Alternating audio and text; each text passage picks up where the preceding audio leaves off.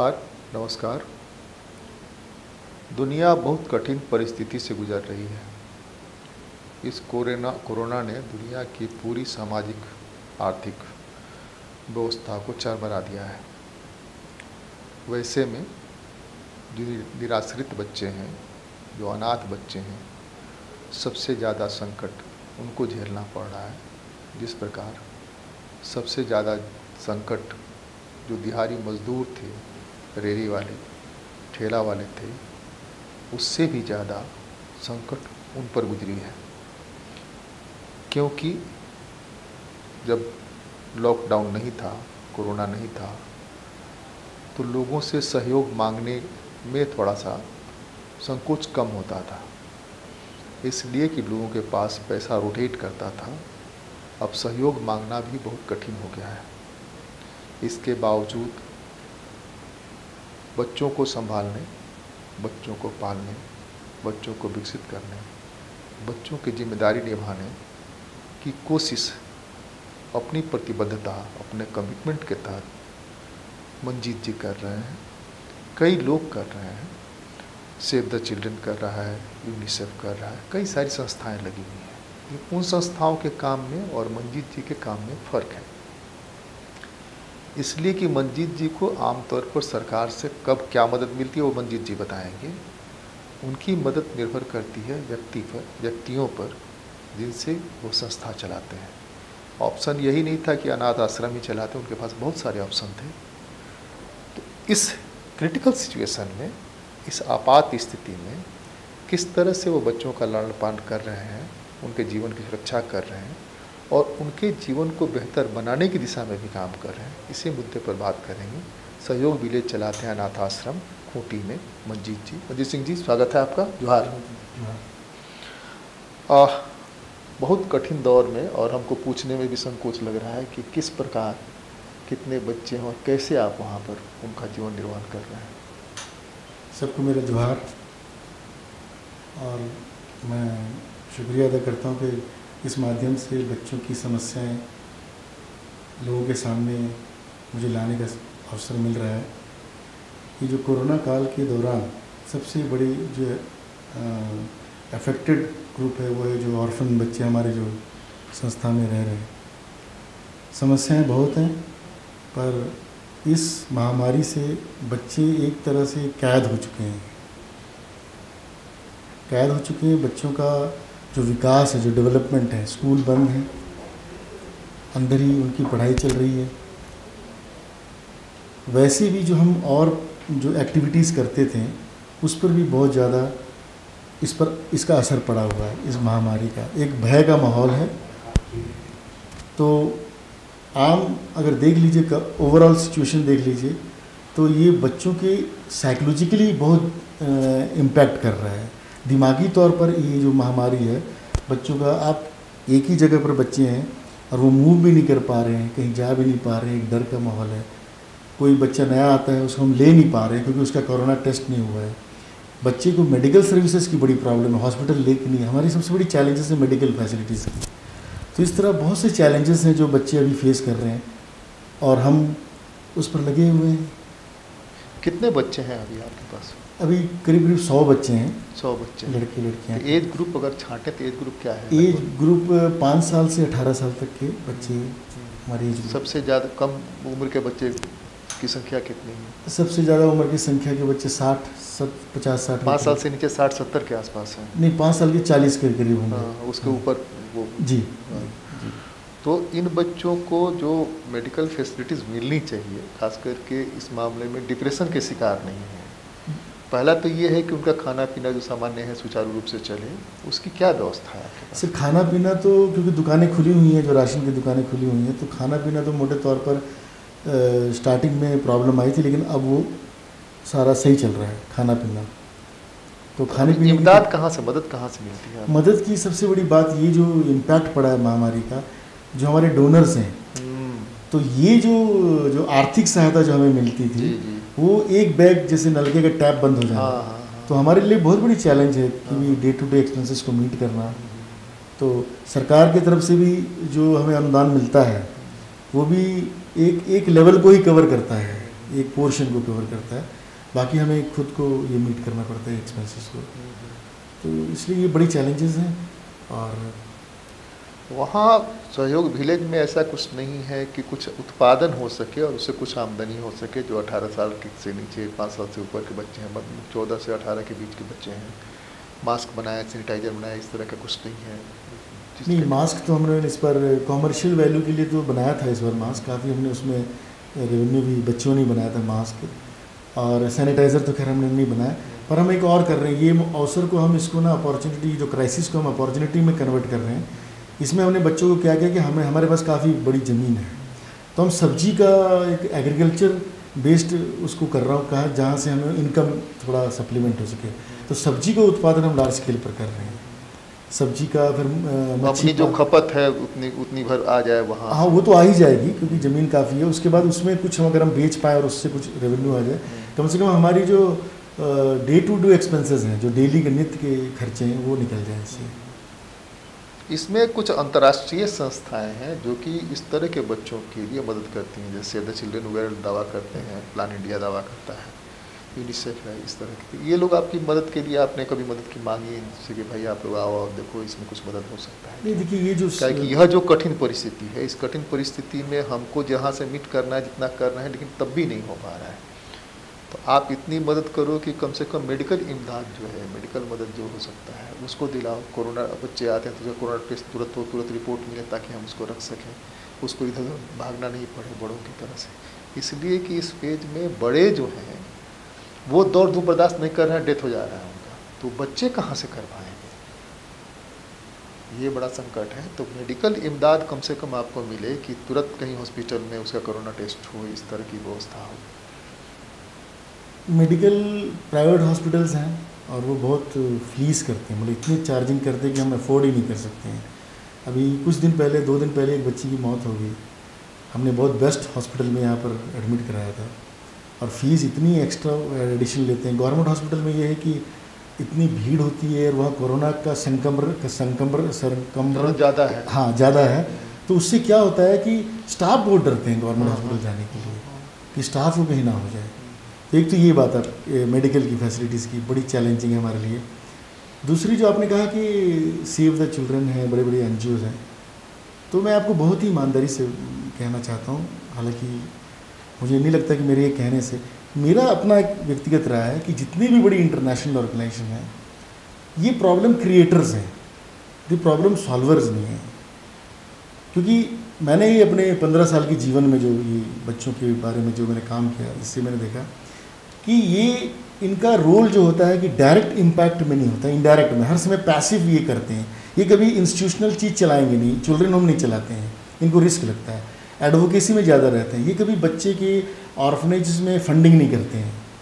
In fact social worker या किसी worker को रखते हैं, उस बच्चे की प्रॉब्लम को रिसर्च पेपर तैयार करने के लिए उसके लिए फंडिंग करते हैं।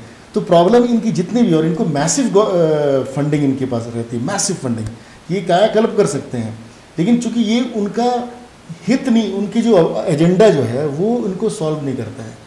ये बेसिकली प्रॉब्लम अगर है तब ये है। तो मैं अपने और भी जब भी कहीं मुझे बुलाते मैं कहता हूँ ये प्रॉब्लम क्रिएटर है, प्रॉब्लम सॉल्वर नहीं है।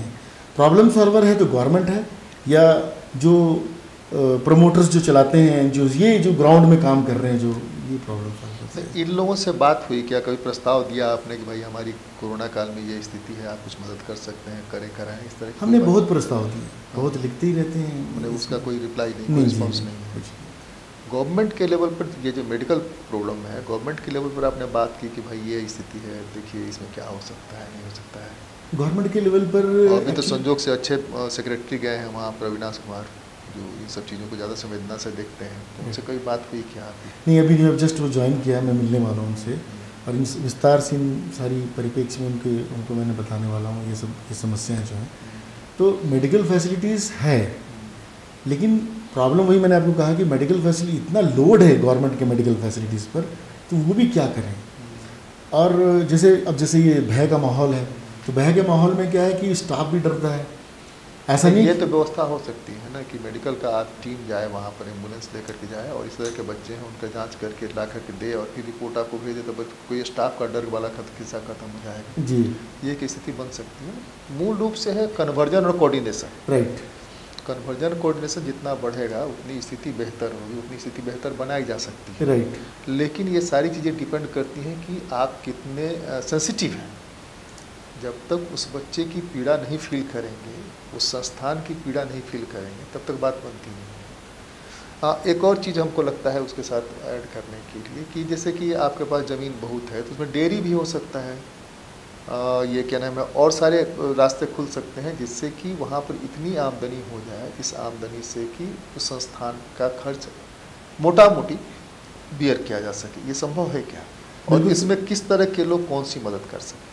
इसमें जो डेयरी जैसे आपने कहा, एग्रीकल्चर एक सेगमेंट है, ये सेगमेंट अनएक्सप्लोर्ड सेगमेंट है जो अब हमने टच किया। अब हमने सब्जी का जैसे मैंने जैसे मछली का आपने कहा, मछली का, हाँ, तो इससे हमने देखा कि ये सरकारी योजना से ही हम ले रहे हैं। गोटरी है, गोटरी आप ले सकते हैं। हाँ, गोटरी है, ये इतनी अच्छी योजनाएं हैं, ये वही मैं कहना, ये अनएक्सप्लोर्ड थी। अब हम इसको देख रहे, भाई इससे तो हम अपनी सेल्फ डिपेंडेंट बन सकते हैं और बच्चे भी एक काम सीख लेंगे, वो भी एक कोई स्किल उनको अपग्रेड हो जाएगा। तो इससे तो मुझे यही तो हमने स्टार्ट किया है कि इंस्टेड ऑफ डिपेंडिंग कि हम बाहर से डोनेशन की हर बार हम आस लगाए बैठे रहें कि भाई हमें इनसे लेना है उनसे लेना, हम अपने पैरों पर ही खड़े हुए। बच्चों को हम अपने पैर पर ही खड़ा करें, वो अपना ही काम हम अपना करें, अपने ही जीवन यापन के जो साधन है वो सब काम करें, ताकि हमको आगे किसी के ऊपर डिपेंड होने की ज़रूरत ना पड़े। जैसे फिल्मों में आमतौर पर आता है कि बच्चे को इस ढंग से डेवलप किया कि बच्चे ट्यूशन पढ़ने लायक हो गए, ट्यूशन पढ़ा सकते हैं, तो ट्यूशन क्लासेज वहाँ चल सकता है। अभी तो नहीं चल सकता है, लेकिन आने वाले दिनों में ट्यूशन क्लासेज चल सकते हैं, कोचिंग चल सकता है। उनको जो 14 से 18 साल की उम्र के बच्चे हैं, मैंने जो 10वीं 12वीं कर लेते हैं, उन बच्चों को हुनर कौशल विकास जिसको कहते हैं, स्किल डेवलपमेंट के क्लासेज चलाए जा सकते हैं। तो government of India, government of states के बहुत सारे संस्थान ऐसे हैं जो ये करते हैं, तो वो आपके यहाँ ही चलाएं उन बच्चों के लिए खास करके। तो ये एक हो सकता है। ITI की ट्रेनिंग आपके यहाँ हो सकती है। तो इस तरह के कुछ कन्वर्जेंस के बारे में आप कोई प्लान करते हैं क्या? इसलिए भी जी आप बताएं। इसमें हम लोगों ने क्या किया, एजुकेशन में हम आ गए। हमें एजुकेशन में हमने वोकेशनल ट्रेनिंग सेटअप है हमारा, तो बच्चों को इलेक्ट्रीशियन, प्लम्बिंग, ये इन चीज़ों के बारे में हम ट्रेनिंग दे रहे हैं। हमारे यहाँ वोकेशनल का सिस्टम है। अब उसको हम कन्वर्स एम्प्लॉयमेंट बेस्ड में नहीं कर पा रहे, ये हमारी समस्या है। तो उसके लिए कोऑर्डिनेशन चाहिए गवर्नमेंट डिपार्टमेंट से, जैसे तो अब लगे हुए हैं, बट स्लोली इसका इम्पैक्ट आ रहा है। गवर्नमेंट प्रोग्राम्स के इम्पैक्ट बहुत अच्छे प्रोग्राम्स हैं। हमें खाली ये करना है कि थोड़ा, जैसे आपने कहा कि बहुत इसमें पैशन और वो चाहिए, सीरियसनेस चाहिए जो लोग चला रहे हैं ऑर्गेनाइज। तो मुझे उम्मीद है पूरी मधुकर जी, ये हम कर पाएंगे इसको, ये जो ITI और जो आप कह रहे हैं। और अभी हमने डी फार्मेसी का कॉलेज भी वहाँ खोला है। तो हम चाह रहे हैं कि 12वीं के बाद बच्चे अगर इसमें एडमिशन ले लेंगे, सब्सिडाइज रेट में हम लोग ये कर रहे हैं, ताकि कुछ इनकम हमको अपने बच्चों के लिए आ जाए और कुछ हमारा कॉलेज चलता रहे। तो ये एजुकेशन की लाइन से भी हम, टेक्निकल एजुकेशन ये भी हम, इस पर भी हम काम कर रहे हैं और हमने 2 साल ही हुए हम इस प्रकार काम करते हुए। जैसे कि आपने देखा होगा गांधी जी की बुनियादी शिक्षा है। बुनियादी शिक्षा में ये है कि बच्चों को वो सारी चीज़ें सिखाई जाए जिसमें कि वो स्वावलंबी बने, आत्मनिर्भर बन सकें। और उसके लिए खेती करने से लेकर हस्तकर्म तक की चीज़ें अपने हम लोगों को करनी पड़ती। जब हम लोग स्कूल में पढ़ते थे तो हम लोगों को रस्सी बंट के अपने ले जाना पड़ता था। बहुत सारे चालाक लोग थे, रस्सी खरीद के बाज़ार से ले जाते थे, साबुन बना के बाज़ार से ले जाते थे, उनको कम अंक मिलते थे। लेकिन हम लोग जो अपने हाथ से काम करके ले जाते थे उनको ज़्यादा अंक मिलते थे और वो अंक जुड़ता था। फर्स्ट क्लास सेकंड क्लास होने में वो अंक जुड़ता था। तो इस तरह से हस्तकर्म यानी बुनियादी शिक्षा कि एग्रीकल्चर से लेकर एग्रीकल्चर एलाइड जितने हैं, पशुपालन है, फिशरीज़ है, हॉर्टिकल्चर है, ये सारा मिला करके, और उसके साथ साथ जो नई दुनिया की मांग है उस मांग में इलेक्ट्रीशियन बड़े पैमाने पर चाहिए, ढंग का कंपोज करने वाला हिंदी अंग्रेजी बड़े पैमाने पर चाहिए, जो शुद्ध लिखे, बंटी फास्ट लिखे, जैसे स्टोनो जो काम करता था उस तरह की चीज़ों को। तो उस तरह की चीज़ें छोटे छोटे 4 5 7 कंप्यूटर रख करके भी आप बच्चों को ट्रेन कर सकते हैं। कोई एक ट्रेनर हो जो बीच बीच में गाइड कर दे। कंप्यूटर तो अपने सिखाता है बहुत सारी चीज़ें। हाँ, तो इस तरह की चीज़ों पर कभी आप लोग सोचते हैं क्या? जो इस पर सोच रहे हैं और इस पर लगे हुए हैं, और मुझे उम्मीद है कि आने वाले 2-3 सालों में जैसे गांधी जी का जो मूलभूत जो प्रियम्बल था, गांधी जी के सपना था, अब तो मुझे ये लगने लगा है मैं आपको बहुत ही ईमानदारी से कहता हूँ कि जो गांधी जी कह गए थे तो वो सारा कुछ इस कोरोना ने सारा कुछ साकार कर दिया। मैं तो ये कहूँगा कि भी अगर हम उनकी 5% मूल्यों को ही अपना लें तो ये हमारा ऑर्फनेज तो एक छोटी सी चीज़ है, ये देश ही सेल्फ डिपेंडेंट हो जाएगा।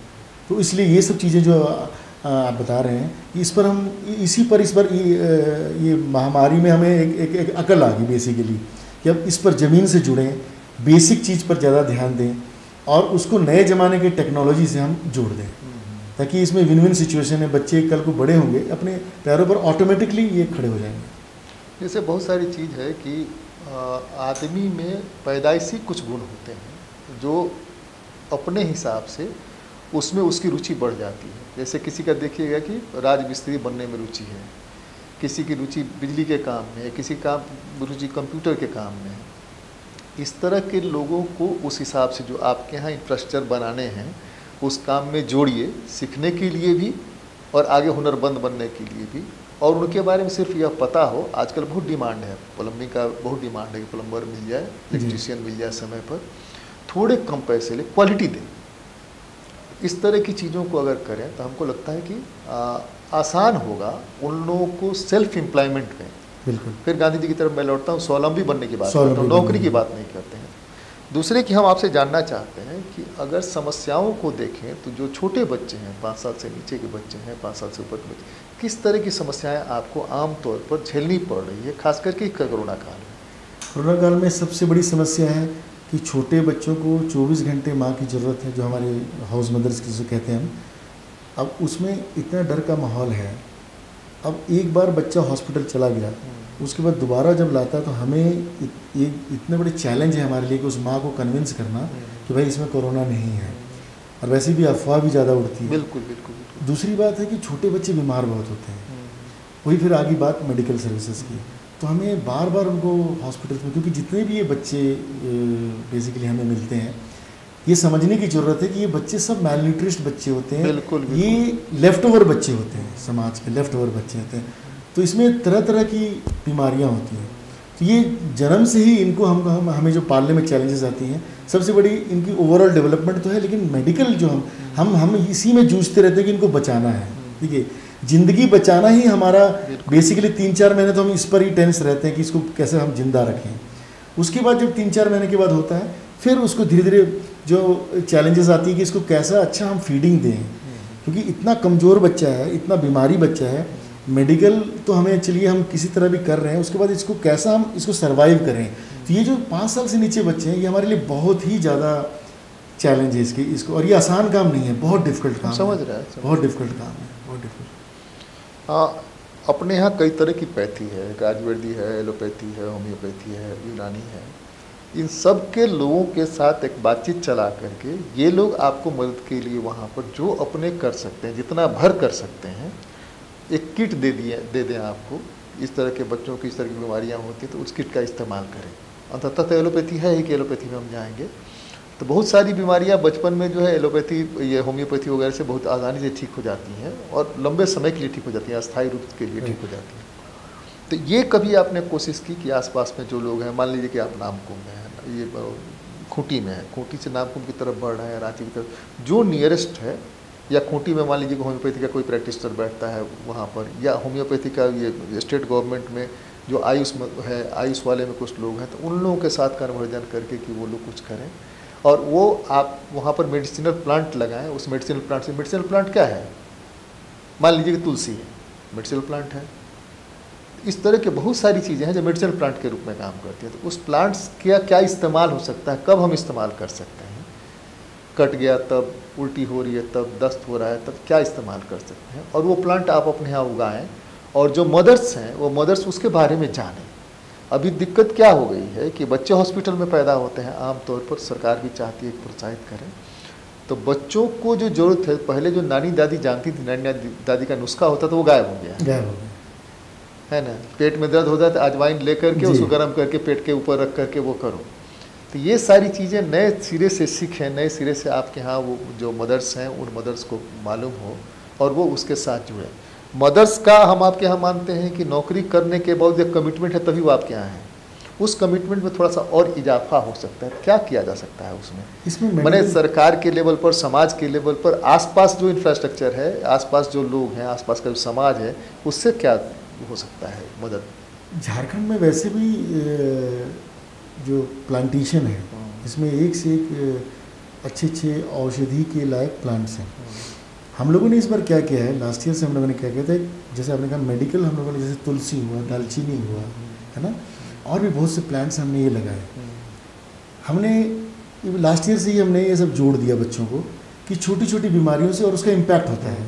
फॉर एग्जांपल आप तुलसी की चाय पी लीजिए, देखिए दूध वाली चाय, और तुलसी का काढ़ा पीजिए, काढ़ा पी लीजिए।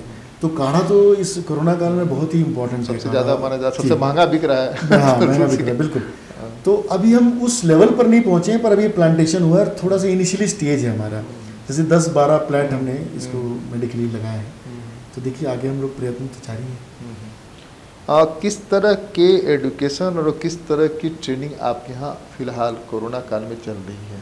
किस तरह से बच्चों को पढ़ा भी रहे हैं, खेत में भी ले जा रहे हैं, ये फार्म में भी ले जा रहे हैं, मछली तालाब पर भी ले जा रहे हैं, किस तरह से और कैसे डिप्रेशन में नहीं जाए, इसके क्या क्या उपाय कर रहे हैं आप?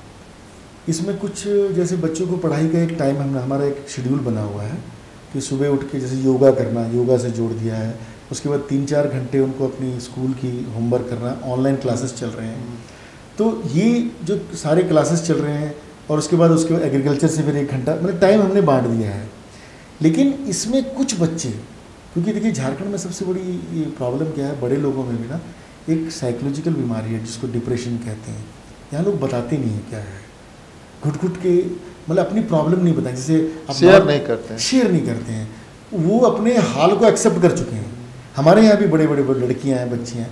फिर हमारी जो मदर है, जो हाउस मदर्स हैं, स्टाफ हैं, जो सुपरिटेंडेंट्स हैं, तो वो हमने ऐसा कर रखा है कि किसी बच्चे को जैसे चुपचाप ना, अगर हमें पता लगे चुपचाप बैठा हुआ, देखिए कुछ सिम्टम्स मिल जाते मतलब कि गड़बड़ है, तो हम लोग गड़बड़ है उसको फिर इन्वॉल्व करते हैं, हम लोग पूरी इन्वॉल्व करते हैं। मैं भी खुद, मेरी मिसेस भी अब आ गई हैं यहीं पर, हम लोग शिफ्ट कर गए हैं वैसे यहाँ, अच्छा, दिल्ली से जी यहाँ। तो हम इन्वॉल्व हो जाते हैं, स्टाफ पूरा इन्वॉल्व होता है, बच्ची को हुआ क्या, तो कोशिश करते फिर हम, अभी तो इतनी गुंजाइश नहीं है, लेकिन हम ऑनलाइन हम एडवाइस लेते हैं डॉक्टर से, दिल्ली से या हमारे 2-3 परिचित डॉक्टर से। तो डिप्रेशन के लिए हमारे पास है, टूल्स हैं हमारे पास डिप्रेशन में, और 99% हमारे बच्चे उससे उभर चुके हैं। 1-2% हैं अभी भी जो उस पर जूझ रहे हैं, साइकोलॉजिकल ट्रॉमा से जूझ रहे हैं। जो उसमें छोटे बच्चे हैं कि बड़े बच्चे ज़्यादा हैं? बड़े बच्चे हैं, 5 साल से नीचे तो बच्चा, 5 साल से ऊपर जो बच्चे हुए वो बच्चे फील करते हैं कि माँ बाप ने हमको क्यों छोड़ दिया, क्यों यहाँ पहुँचा। जी बिल्कुल फील तो करते हैं। वो गुस्सा भी होता है, नफरत भी होती है, अपना वो थोड़ा सा ज़्यादा ये भी लगता है, कॉम्प्लेक्स भी लगता है कि कहाँ फंस गए। बिल्कुल। तो इसमें किस तरह के लोग ऐसे, कितने बच्चे ऐसे होंगे जिनके कि माँ बाप अभी हैं और जिनसे उनका संपर्क रहा, लेकिन उनकी आर्थिक स्थिति नहीं थी, वो छोड़ गए आपके यहाँ पालने के? हमारे यहाँ मोस्टली हमारे यहाँ ऑर्फन्स हैं। अच्छा, अनवर्ड मदर्स के बच्चे हैं। अच्छा, कि अब उनकी माँ का पता ही नहीं। हाँ, अनवांटेड। हाँ, तो कारा से आपका जुड़ा हुआ है। हाँ। अच्छा, वही बच्चे बड़े हो जा रहे हैं। लेकिन इसमें क्या है कि जो 10-20% बच्चे ऐसे भी हैं जिनके दूर से बायोलॉजिकल लिंक है, मतलब रिलेटिव्स हैं या कुछ हैं, पर उनके साथ सबसे बड़ी बात है जब हम उनको जोड़ना चाहते हैं तो वो लेना नहीं चाहते। देखिए ये सबसे बड़ा साइकोलॉजिकल, ये तो यहाँ इस समाज में किसी समाज में तो उससे क्या होता है कि बच्चे के दिमाग में बड़ा एक साइकोलॉजिकल एक हिट होता है कि मेरा ये रिश्तेदार है और चाचा है और ये मुझे लेना नहीं चाह रहा है। वो उनसे उबारने के लिए हमें बड़ा चैलेंजिंग काम है, और ऐसे बच्चे हैं हमारे। तो ये बच्चे जो बड़े होते हैं तो कहाँ जाते हैं बड़े होकर के? आफ्टर 18 कहाँ जाते हैं? देखिए हम और फिर उसके बाद में आपका लिंक क्या रह जाता है? हाँ, हमारे अभी 18 पार कर रहे हैं बच्चे, और कुछ बच्चे तो जैसे 8-10 बच्चे हैं जो 18 पार कर चुके हैं। तो हम लोगों ने क्या किया, गवर्नमेंट के एक आफ्टर केयर प्रोग्राम है, और बड़ी ईमानदारी से कह रहा हूँ कि आफ्टर केयर प्रोग्राम पूरे इंडिया में वो कारगर नहीं काम कर रहे हैं। तो हम लोगों ने एक कंसेप्ट लगाया कि जब बच्चा 18 साल तक आपके पास है, देखिए अब उसको आप कहाँ भेजेंगे बाहर, वो तो आपके ऊपर डिपेंड है। बिल्कुल।